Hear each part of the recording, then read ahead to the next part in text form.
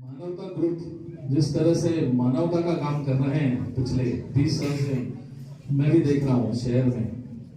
और जैसा अभी गोविंद भाई ने बताया कि गांधीधाम के अलावा सूरत राजकोट तक भी मानवता का काम मानवता ग्रुप कर रहा है। उसके लिए गोविंद भाई और उनकी ग्रुप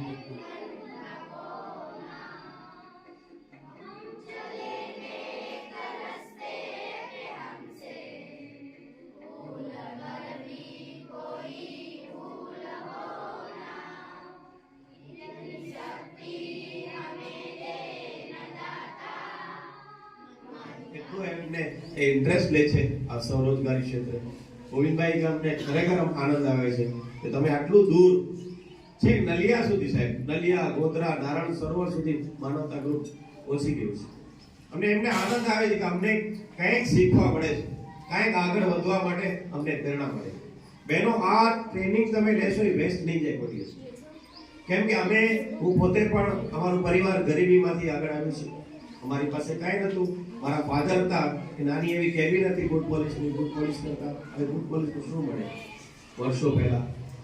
મારા મધર છે, મારા માતુશ્રીને સિલાઈ કામ આવડતું છે, એ સિલાઈ કામ થકી આખી રાત બહેનોના કપડાં સીવતા અને દિવાળીનો તહેવાર હોય ત્યારે તમારા માટે દિવાળી થઈ જતી।